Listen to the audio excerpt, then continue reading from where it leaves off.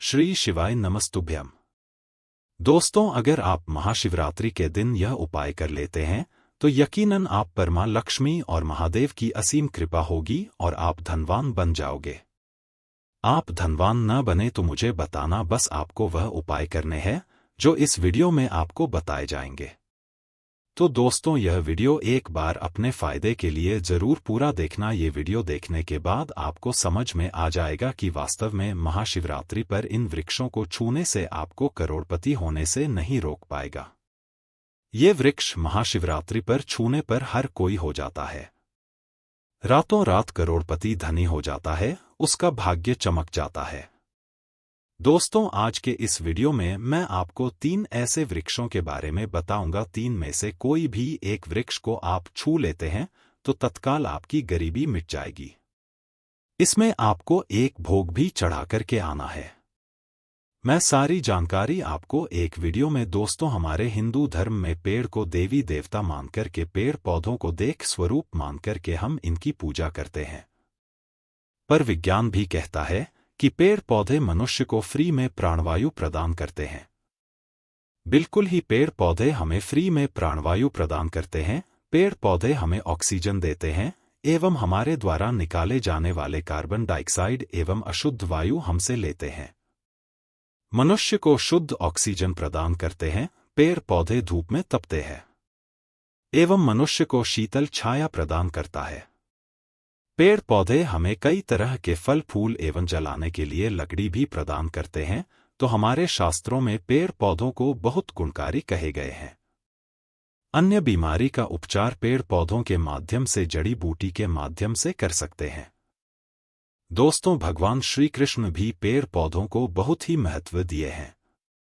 वृक्ष पीपल के वृक्ष है, इसे वृक्षों का राजा कहा जाता है क्योंकि पीपल वृक्ष की आयु अन्य वृक्षों की तुलना में बहुत अत्यधिक होती है। भगवान श्री कृष्ण ने स्वयं गीता में कहा है, मैं वृक्षों में पीपल का वृक्ष हो, क्योंकि स्वयं पीपल के वृक्ष में भगवान विष्णु एवं माता लक्ष्मी जी निवास करती है। तो आपको महाशिवरात्रि के दिन आज की अगर आप वीडियो देखेंगे, आज की जो वीडियो का विषय है बहुत ही सुंदर है। आपको महामंत्री के दिन यह वृक्ष छू करके आ जाना है। आपकी गरीबी, रोग दोष एवं समस्त विकार समाप्त हो जाएंगे। दोस्तों, हमारे धर्म में ऐसे अनेक वृक्ष हैं जो कल्याणकारी एवं मंगलकारी कहे गए हैं। ये वृक्ष मनुष्य के सभी तरह के कष्टों को दूर करते हैं, परेशानी को दूर करते हैं और दूर करने में समर्थ वाहन भी है। तो आज की वीडियो में मैं ऐसे 3 पवित्र वृक्षों के बारे में बताऊंगा जिसको आपको महाशिवरात्रि दिन शाम के समय में छू करके आ जाना होता है, और साथ में आपको एक कपूर और आपको एक लौंग रखना है। मैं यही जानकारी नवरात्रि के समय में बताया था, परंतु नवरात्रि के समय में मैंने आपको टोटके नहीं बताए थे। मैं टोटके ऐसे बता रहा हूं कि इसी के साथ में आपको एक कपूर और एक लौंग वहां पर रख कर जाना है और इस वृक्ष के नीचे जलाना भी है। और मैं आप लोगों को इस वृक्ष को भोग के लिए, अर्थात वृक्ष को आप अपनी समस्या बोलेंगे, छूते ही आपकी गरीबी मिटेगी। बहुत अच्छी जानकारी है। और आपको भोग स्वरूप इसमें क्या लगाना है वह भी मैं जानकारी इस वीडियो में भी देखिए। अगर आप कठिन मेहनत करने के बाद भी एक दिन में 200 से 100 रुपए कमा रहे और वही एक मानव कम मेहनत करके 2000 रुपए कमा रहा है, तो कौन सा अच्छा है? 2000 कमाने वाला 2000 रुपए कमाने वाला मानव कई तरह के उपाय करके सारी चीजों को, पैसों को तेजी से खींचने का काम करता है। दोस्तों देखिए, मैं अपने चैनल के माध्यम से आप सभी लोगों को अच्छी अच्छी जानकारी इसीलिए सिखाता हूं। कई लोग हमें कमेंट करके पूछते हैं, गुरुजी हमें एक वक्त की सही तरीके से रोजी रोटी नसीब नहीं हो पाती, हमारे पड़ोसी जो लाखों रुपए कमा रहे हो, क्या इसमें हमारे भाग्य की गलती है? देखिए, भाग्य को आप मेहनत के द्वारा दूर कर सकते हैं, परंतु पूर्व के समय में हमारे द्वारा किसी भी तरह की अनहोनी हो गई होती है या किसी भी तरह की हमारी कुंडली में दोष लग गया हो तो उसे दूर करने का काम करते हैं यह पेड़ पौधे। दोस्तों, यह पेड़ पौधे जितने भी होते हैं, ये अगर महाशिवरात्रि के दिन इन 3 वृक्षों में से अगर आप इसे जाकर के छू लेते हैं तो आपके जीवन में जो दोष लगे हैं, आपके जीवन में किसी भी तरह का आपको श्राप लगा है, हाय लगा है, बद्दुआ लगी है, तो यह पेड़ पौधे अपने अंदर में खींच लेते हैं। यह अपने अंदर खींच करके अपनी डाली को आपकी बद्दुआ के कारण अपनी छोटी सी डाली को तोड़ देते हैं, यानी कि इनकी छोटी सी डाली सूख जाती है और आपकी बद्दुआ के कारण जो सामने वाले ने आपको बद्दुआ दी थी और आप इसे छू करके आते हैं, इन वृक्षों को तो आपकी बद्दुआ इन वृक्षों में चली जाती है। इनकी एक डाली सूख जाती है, आप देख लेना और आप खुद देखना, वृक्ष को छूते ही बिल्कुल ही महाशिवरात्रि पर आपके जीवन में ऐसा परिवर्तन आएगा कि उसी टाइम से आपके काम बनना शुरू हो जाएंगे। तो चलिए मैं आप लोगों को वृक्षों के बारे में बता दूं। मैं पहले वाली वीडियो में भी बता चुका हूं कि नवरात्र के समय में यह जो परिजात वृक्ष होता है बहुत ही उत्तम वृक्ष समझा जाता है। परिजात वृक्ष समुद्र मंथन से उत्पन्न हुआ था। आप सभी दर्शकों को यह जरूर पता, और यह देवराज इंद्र के नंदनवन में स्थापित किया गया था। ये जो देवराज इंद्र के जो नंदनवन है, समझा जाता है स्वर्ग में वहां पर स्थापित करके रखे गए थे। परिजात वृक्ष भगवान श्री कृष्ण ने मानव जाति के जनकल्याण के लिए धरती लोक पर लाए थे। अगर किसी को हिंदू भाइयों को इनके बारे में जरूर पता होगा, सत्यभामा की कथा पढ़ी है तो जानकारी मिल सकती है। आप सर्च करके गूगल में भी देख सकते हैं। ऐसा समझा जाता है कि मनुष्य के शरीर में कितनी भी ज्यादा काम हो, बिल्कुल इस वृक्ष को छूते ही तत्काल समाप्त हो जाती है। बहुत से लोग इस वृक्ष को थकान होने पर बिल्कुल इस वृक्ष को छूते हैं। बड़े बड़े राजनीतिक से जुड़े हुए लोग हैं। हमारे चैनल में बहुत से लोग राजनीतिक क्षेत्र से जुड़े हुए हैं, धर्म क्षेत्र से जुड़े हुए हैं। वे सभी लोग हमें जानकारी साझा भी करते हैं। दोस्तों, इस वृक्ष के नीचे ध्यान से सुनिएगा। इस वृक्ष के नीचे आपको महाशिवरात्रि के दिन जाना है और आपको घी का यहां पर दीपक जलाना है। अगर आप घी का जलाने में सामर्थ्य नहीं है तो कोई बात नहीं, आप कोई भी तेल का दीपक जला सकते हैं। सरसों के तेल का दीपक जला सकते हैं। एवं आपको करना क्या है, एक लौंग रखना है और एक कपूर रखना है, और आपको मनोकामना बोला है कि वृक्ष राज आप हमारी मनोकामना करें। आप मनोकामना वहां पर बोल देना, मैं यहां पर आपको नहीं कहूंगा, और इस वृक्ष को आपको छूना है। और छूने के बाद इस वृक्ष को, पारिजात का वृक्ष को मक्खन का भोग लगाना है। पारिजात के वृक्ष पर स्वयं भगवान विष्णु जी, माता लक्ष्मी जी निवास करते हैं। शास्त्रों के अनुसार भगवान कृष्ण के यह स्वरूप कहे गए हैं, क्योंकि भगवान कृष्ण ने मानव जाति के कल्याण के लिए पारिजात के वृक्ष को नंदनवन से लाए थे। तो इसे छूते ही अगर आपके जीवन में किसी भी तरह की हाय लगी हो, बद्दुआ लगी हो, किसी की बुरी नजर लगी हो, जिसके कारण आपके बंद किस्मत के ताले खुल रहे हैं और आप चाहते हैं कि आपके बंद किस्मत के ताले खुल जाए, आपकी हाय बद्दुआ कट जाए, शनि दोष लगा हुआ है कट जाए, तो एक वृक्ष को छुए और आपको अपनी प्रार्थना बोलनी है कि हमारी हाय बद्दुआ एवं शनि दोष को मिटाए, हमारी गरीबी को मिटाए। इस तरह से छूटे हुए आपको प्रार्थना करना है, और एक लौंग और आपको एक कपूर तो जलाना ही है, और उसके ऊपर में एक लौंग डाल देना और आपको मक्खन का भोग लगा देना है। आप उसे देखना, टाइम से आपका शरीर हल्का लगना शुरू हो जाएगा और आपकी हाय बद्दुआ मिट जाएगी। अब आप में से अधिकतर लोग बोलेंगे कि गुरुजी, हमारे घर के आसपास कोई पारिजात का वृक्ष नहीं है, तो हम क्या करें? तो चलिए मैं दूसरा वृक्ष बताता हूं। तो दूसरे वृक्ष में है गूलर का वृक्ष। गूलर के वृक्ष को यहां पर मैं क्योंकि इतना उत्तम बताता हूं, क्योंकि गूलर के वृक्ष को स्वयं भगवान नरसिंह देव का वरदान हासिल है। क्योंकि गूलर के वृक्ष को नरसिंह देव ने स्वयंवर डाल दिया है कि आपके वृक्ष पर ही वृक्ष राज में, और आपकी जो माता लक्ष्मी है, हम आपके वृक्ष पर निवास करेंगे। और ऐसा भी कहा जाता है कि गूलर के वृक्ष के पास थे, अगर मुर्दे को ले जाया जाए तो उसे सारे पुण्य को यह वृक्ष खींच लेता है। आप में से बहुत सारे लोगों को लोक कथा जरूर पता होगा। तो गूलर के वृक्ष को भगवान नरसिंह देव ने बहुत सारा वरदान दिया है कि आप लोगों के भी करेंगे। आपको करना क्या है कि महाशिवरात्रि के दिन शाम को गूलर के वृक्ष के पास जाना है। आप घी का दीपक जला सकते हैं, सामर्थ्य नहीं है तो आप सरसों के तेल का दीपक जला सकते हैं। तिल का तेल का दीपक भी जला सकते हैं। तिल के तेल का दीपक वैसे गूलर के वृक्ष के नीचे जलाया जाता है तो इसे बहुत ही शुभ समझा जाता है। आपको जलाना है और आपको एक कपूर और एक आपको जैसे राखी है लौंग को जलाना है, जैसे अभी मैंने पहले भी बताया इसी तरह से जलाना है और इसे छू करके प्रार्थना करना है। गूलर के वृक्ष राज हम आपसे प्रार्थना करते हैं, आपके वृक्ष पर स्वयं भगवान नरसिंह देव तथा माता लक्ष्मी जी विराजित है। प्रार्थना कर रहे हैं कि हमारी गरीबी, हमारी परेशानी या जो किसी की हमें हाय लगी है, बद्दुआ लगी है, किसी की बुरी नजर लगी है, हमारे घर में किसी को नजर दोष लगा है, सारे दोषों को समाप्त कर दीजिए। आप अपने अंदर समाहित कर लीजिए, खींच लीजिए। इस तरह से आपको प्रार्थना करना है और गूलर के वृक्ष को आपको बताशे का भोग लगाना है।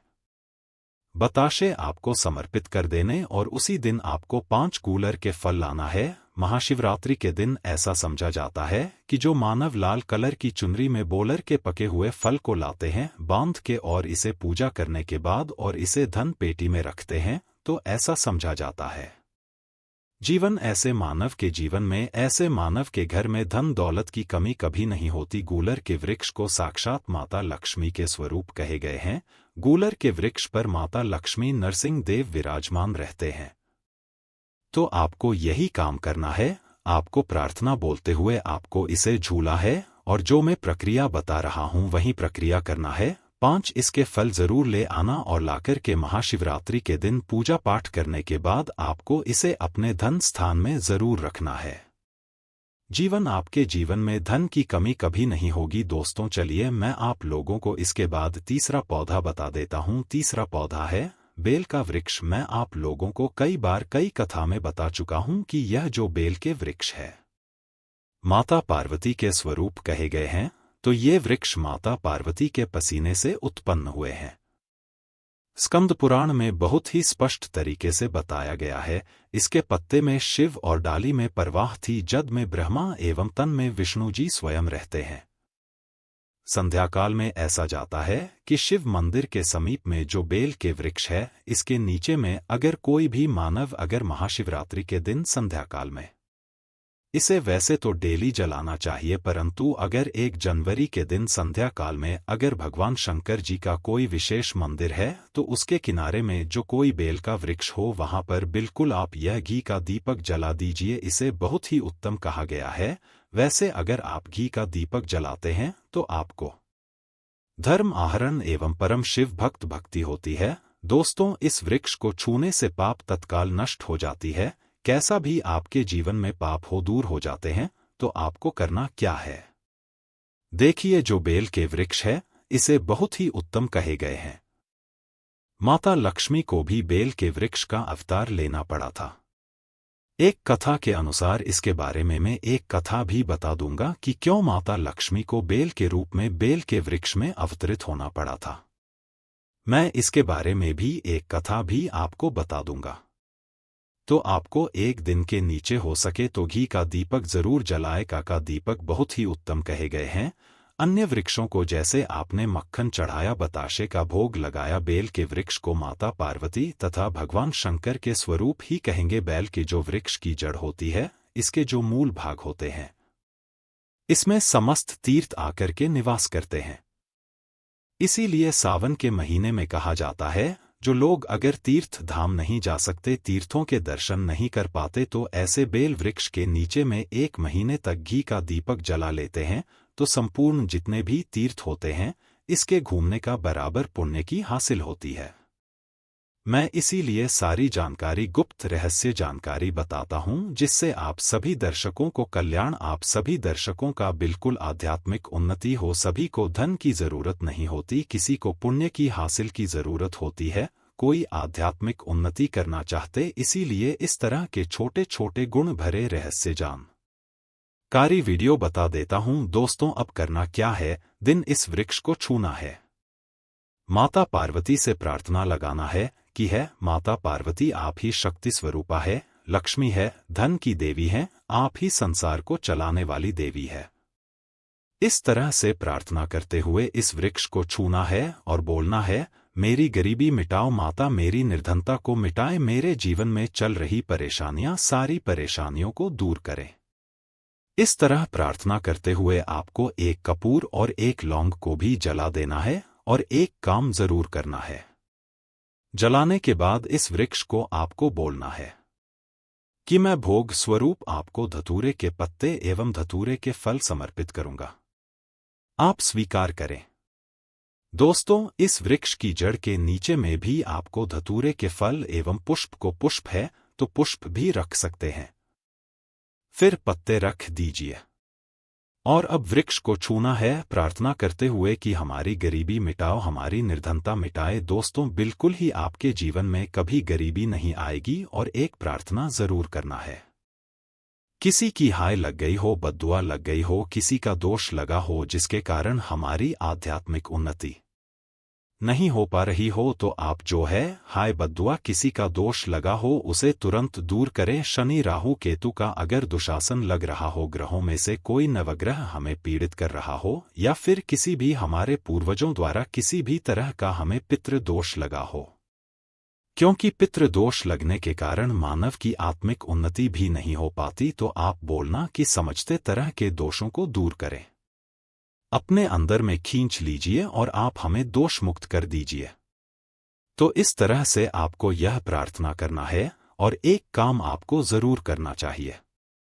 आपको दीपावली के दिन धर्मशास्त्रों में कहे गए हैं, बहुत लोग भी बताते हैं, हमारे गुरुजी भी कहा करते थे, दीपावली के दिन अगर बेल के वृक्ष की जड़ में मिश्रित युक्त जो मिश्री आती है, खाली खाली, आप सभी दर्शकों को जरूर पता होगा शक्कर टाइप की होती है, तो आपको मिश्री डाला हुआ दूध अगर आप इनकी जद में डालते हैं, तो ऐसा कहा गया है कि ऐसा मानव का भी निधन नहीं होते, ऐसे मानव के जीवन से किसी भी तरह से अगर लक्ष्मी रुष्ट हो चुकी हो, रोग दूर हो जाते हैं, मानव पर मां लक्ष्मी प्रसन्न होती है, ऐसे मानव के जीवन में धन का अभाव नहीं होता, ऐसे मानव फिर निरोग रहते हैं, निरोगी काया हासिल होते हैं। आप चाहते हैं तो यही क्रिया नियम के वृक्ष पर भी कर सकते हैं। नियम के वृक्ष पर माता लक्ष्मी निवास करती है, समस्त देवी शक्ति निवास करती है। नियम के वृक्ष में अगर आप जो है महाशिवरात्रि के दिन ध्यान से सुनना, महाशिवरात्रि के दिन सायंकाल में आपको एक गिलास या फिर एक लोटे सामर्थ्य के अनुसार तांबे के लोटे में आपको दूध डालकर कि इनके अंदर इन्हें जो है अभिषेक करना चाहिए, इनके जद में डालना चाहिए, परंतु आपको मीठा दूध ही डालना है, मिश्री मिला हुआ दूध आपको चढ़ाना है, इनकी जद में डालना है और गरीबी मिटाने की प्रार्थना करना है। या फिर जो लोग कर्जे का भार है वो लोग बोल सकते हैं कि हमारे कर्ज एक आभार दूर हो, या फिर जीवन में जो किसी भी तरह की जो परेशानी है, पर उससे पहले आपको यह हम बताएंगे कि शिवरात्रि कितनी तारीख को मनाई जा रही है और सही समय एवं संपूर्ण जानकारी इस वीडियो में हम आपको बताएंगे। तो इस वीडियो में यह भी बताया कि शिवराज के दिन ऐसा कौन सा गुप्त उपाय किया जाए जिससे आप रात और राजधानी बन सकते हैं। इस वीडियो को आप पूरा देख लेते हो तो आपका जीवन बदल सकता है, इसलिए इस वीडियो को हम आपसे हाथ जोड़कर निवेदन करते हैं कि इस वीडियो को देख लेना। चलिए जान लेते हैं बारी बारी से सब कुछ कि शिवरात्रि के दिन ऐसा क्या खा लेना है हमसे हमको जिससे हम धन की हासिल हो, हमारी हर एक मनोकामना पूरी हो जाए। चलिए जान लेते हैं। महाशिवरात्रि भारतीयों का एक प्रमुख त्योहार है कि भगवान शिव का प्रमुख पर्व है। मार्ग फाल्गुन कृष्ण पक्ष चतुर्दशी को महाशिवरात्रि पर्व मनाया जाता है। समझा जाता है कि सृष्टि का प्रारंभ इसी दिन से हुआ था। पौराणिक कथाओं के अनुसार इस दिन सृष्टि का आरंभ अग्निलिंग जो महादेव का विशाल काल स्वरूप है के उदय से हुआ। इसी दिन भगवान शिव का विवाह देवी पार्वती के साथ हुआ था। महाशिवरात्रि के दिन भगवान शिव व पत्नी पार्वती की पूजा होती है। यह पूजा व्रत रखने के दौरान की जाती है। साल में होने वाली 12 शिवरात्रि में से महाशिवरात्रि को सबसे महत्वपूर्ण समझा जाता है। एक भारत सहित पूरी दुनिया में महाशिवरात्रि का पावन पर्व बहुत ही उत्साह के साथ मनाया जाता है। महाशिवरात्रि कम रहेगी। वर्ष 2024 में होली के पहले फाल्गुन कृष्ण पक्ष की चतुर्दशी के दिन महाशिवरात्रि का त्योहार मनाया जाता है। मास में शिवरात्रि और फाल्गुन माह में महाशिवरात्रि का पर्व मनाया जाता है। सदन शिव जी की विशेष पूजा और आराधना होती है और विशेष अभिषेक किया जाता है। अधिकतर मत के अनुसार शिवजी की पूजा निश्चित काल में की जाती है। मार्च 2024 शुक्रवार को रहेगी महाशिवरात्रि चतुर्दशी तिथि प्रारंभ। 8 मार्च 2024 को रात्रि 9:57 बजे चतुर्दशी तिथि समाप्त। मार्च 2024 को शाम 6:17 बजे कब है महाशिवरात्रि।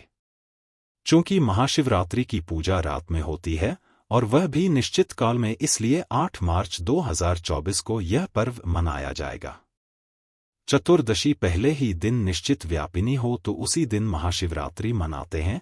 रात्रि का 8वां मुहूर्त निश्चित काल कहलाता है। के शुभ मुहूर्त अभिजीत मुहूर्त दोपहर 12:08 से 12:56 तक, विजय मुहूर्त दोपहर 2:30 से 3:17 तक, गोधूली मुहूर्त शाम 6:23 से 6:48 तक, साल हम संध्या शाम 6:00 से 7:39 तक, अमृतकाल रात्रि 10:43 से 12:08 तक, सर्वार्थ सिद्धि योग सुबह 6:38 से 10:41 तक, निश्चित मुहूर्त रात्रि 12:07 से 12:56 तक। क्यों मनाते हैं महाशिवरात्रि का पर्व? फाल्गुन कृष्ण चतुर्दशी देवो महर्षि ईशान संहिता में बताया गया है कि फाल्गुन मास की कृष्ण चतुर्दशी की रात्रि में आदि देव भगवान शिव करोड़ों सूर्यों के समान असर वाले शिवलिंग रूप में प्रकट हुए थे। समझा जाता है कि सृष्टि की शुरुआत में इसी दिन आधी रात में भगवान शिव का निराकार से साकार रूप में ब्रह्मा से रुद्र के रूप में अवतरण हुआ था। प्रलय की बेला में इसी प्रदोष के समय भगवान शिव तांडव करते हुए ब्रह्मांड को तीसरे नेत्र की ज्वाला से भस्म कर देते हैं। इसलिए इसे महाशिवरात्रि या जल रात्रि भी कहा गया है। शिकारी ने उसे भी जाने दिया। 2 बार शिकार को खोकर उसका माथा ठनका, वह चिंता में पड़ गया। रात्रि का आखिरी पहर बीत रहा था, तभी एक अन्य बच्चों के साथ उधर से निकली शिकारी। यह स्वर्णिम अवसर था। उसने धनुष पर तीर चढ़ाने में देर नहीं लगाई। वह तीर छोड़ने ही वाला था कि बोली, है पार्थ थी, मैं इन बच्चों को इनके पिता के हवाले करके लौट आऊंगी। इस समय मुझे शिकारी हंसा और बोला, सामने आए शिकार को छोड़ दो, मैं ऐसा मूर्ख नहीं, इससे पहले मैं 2 बार अपना शिकार खो चुका हूं। मेरे बच्चे भूख प्यास से तड़प रहे होंगे। उत्तर मैंने फिर कहा, जैसे तुम्हें अपने बच्चों की ममता सता रही है, ठीक वैसे ही मुझे भी, इसलिए सिर्फ बच्चों के नाम पर मैं थोड़ी देर के लिए जीवनदान मांग रही हो। पाठी थी, मेरा विश्वास कर, मैं इन्हें इनके पिता के पास छोड़कर तुरंत लौटने की प्रतिज्ञा करती हो। दोस्तों, आगे जानकारी बताने से पहले आपसे एक छोटा सा अनुरोध करना चाहेगा कि आप अपनी राशि को कमेंट बॉक्स में जरूर डाल दें, क्योंकि हम राशि से जुड़ा आपका भाग्य भी है और भाग्य में चल रही परेशानियों को दूर करने के लिए वह उपाय भी बताते हैं। इसलिए आप अपनी राशि को कमेंट बॉक्स में जरूर ही डाल दें, जिससे कि हम आपको विशेष रूप से उपाय बता सकें। चलिए आगे जानते हैं दोस्तों। वीडियो बीच में छोड़कर मत जाना, क्योंकि हम अंत में जो उपाय आपको बताएंगे वह आपकी जीवन बदल सकता है। इसलिए इस वीडियो का एक भी पार्ट आप मिक्स मत करना, नहीं तो बहुत बड़ा नुकसान हो सकता है। इसलिए वीडियो को पूरा देखें। मृगी का अधीन स्वर सुनकर शिकारी को उस पर दया आ गई। उसने उस मृगी को भी जाने दिया। शिकार के अभाव में बेल वृक्ष पर बैठा शिकारी बेलपत्र तोड़ तोड़कर नीचे फेंकता जा रहा था। पांव फटने को हुई तो एक हृष्ट पुष्ट मृग उसी रास्ते पर आया। शिकारी ने सोच लिया कि इसका शिकार वह जरूर करेगा। शिकारी देखकर मृग विनीत स्वर में बोला, है पारद भी भाई, अगर तुमने मुझसे पूर्व आने वाली 3 मुर्गियों तथा छोटे छोटे बच्चों को मार डाला है तो मुझे भी मार ने में विलंब न करो, ताकि मुझे उनके वियोग में एक क्षण भी दुख न सहना पड़े। मैं उन मुर्गियों का पति हो, अगर तुमने उन्हें जीवनदान दिया है तो मुझे भी कुछ क्षण का जीवन देने की कृपा करो। मैं उनसे मिलकर तुम्हारे समक्ष उपस्थित हो जाऊंगा। मृग सुनते ही शिकारी के सामने पूरी रात का घटनाचक्र घूम गया। उसने सारी कथा अमृत को सुना दी। तब मलिक ने कहा, मेरी तीनों पत्नियां जिस प्रकार प्रतिज्ञाबद्ध होकर गई है, मेरी मृत्यु से अपने धर्म का पालन नहीं कर पाएंगे। जैसे तुमने उन्हें विश्वासपात्र मानकर छोड़ा है, वैसे ही मुझे भी जाने दो, मैं उन सबके साथ तुम्हारे सामने शीघ्र ही उपस्थित होता हो। उपवास, रात्रि जागरण तथा शिवलिंग पर बेलपत्र चढ़ाने से शिकारी का हिंसक हृदय निर्मल हो गया था। उसमें भगवत शक्ति का वास हो गया था। धनुष तथा बाण उसके हाथ से सहज ही छूट गया। भगवान शिव की अनुकंपा से उसका हिंसक हृदय कार्मिक भावों से भर गया। वह अपने अतीत के कर्मों को याद करके पश्चाताप की ज्वाला में जलने लगा। थोड़ी ही देर बाद वह मृग सपरिवार शिकारी के समक्ष उपस्थित हो गया ताकि वह उनका शिकार कर सके, किंतु जंगली पशुओं की ऐसी सत्यता, सात्विकता एवं सामूहिक प्रेम भावना देखकर शिकारी को बड़ी ग्लानि हुई। उसके से आंसुओं की झड़ी लग गई।